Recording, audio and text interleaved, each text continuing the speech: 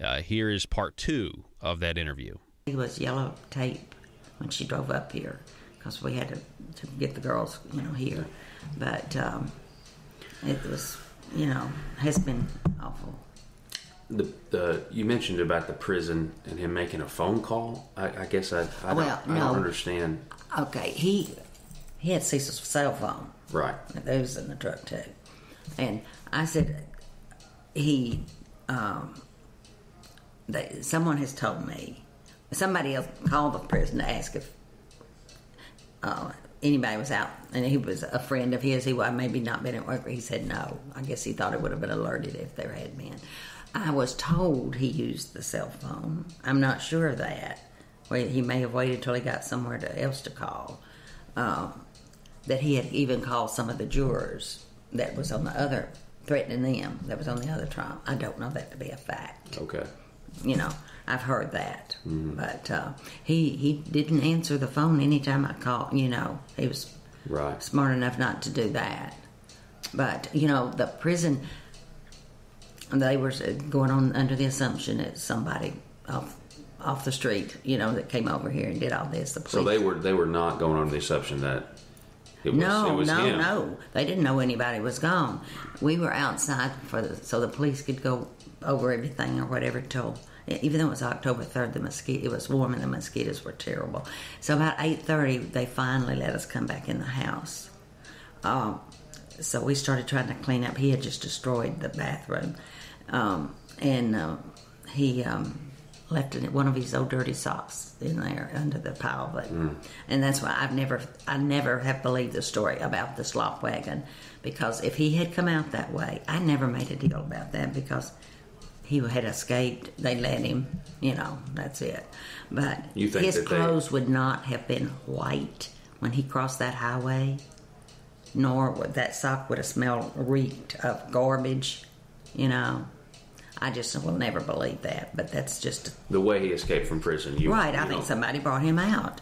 He got out right across the road from a little telephone, some AT&T building, a little building that's. So you're saying his clothes that you found here? No, we only found a sock here. You think it would have been much dirtier had he come out the way they said? Right.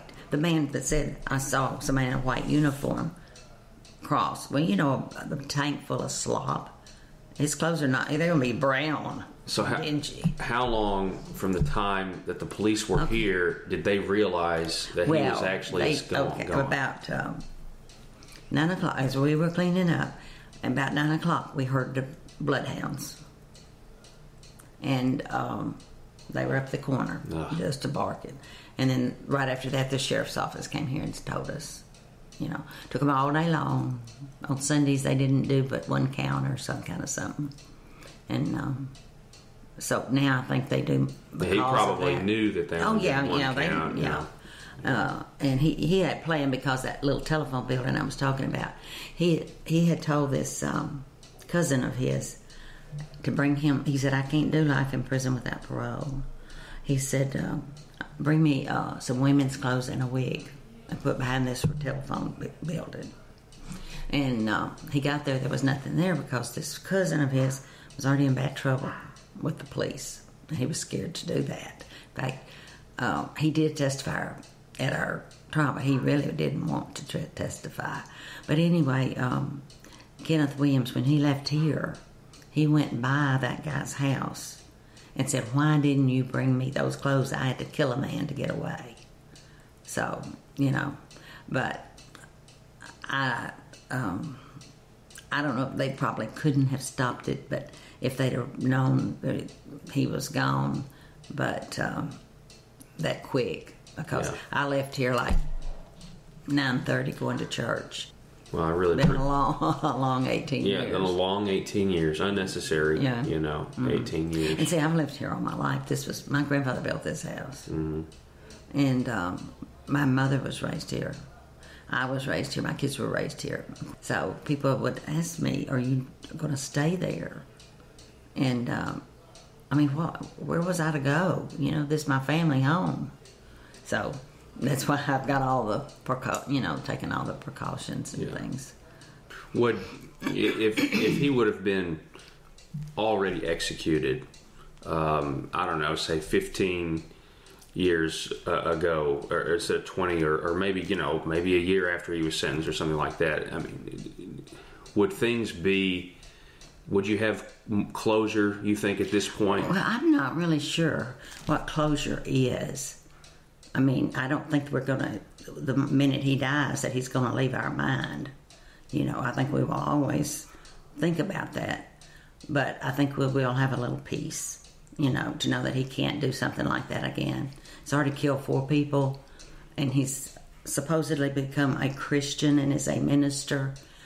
I don't know who he ministers to, because he's supposed to be in Supermax in a cell for 23 hours a day, but that's not for me to make that judgment if he's become a preacher or not. But he used the excuse to get out to go to church or do something the morning that he escaped. So, I feel like if he ever gets out again, he'll revert right back to what he was. All right, ladies and gentlemen, we'll be back with part 3 of this interview with the Genie Boren, the widow of Cecile Boren. Kenneth Williams murdered Cecile, and you heard her just say 4 other. He's murdered 4 people by now, and he's been on death row for 17 years. And I just want to say, for the record, one of the strongest women I think I've ever met.